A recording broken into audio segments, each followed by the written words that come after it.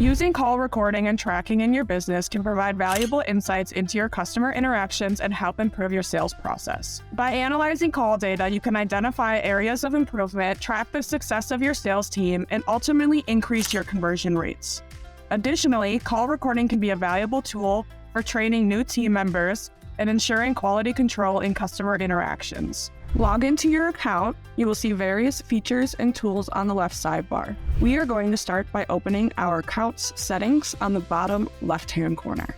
Once we have opened our account settings, open the Phone Numbers tab to add our account phone number and manage its settings. This is where you are able to add and manage your account's phone numbers, like adding a number as shown.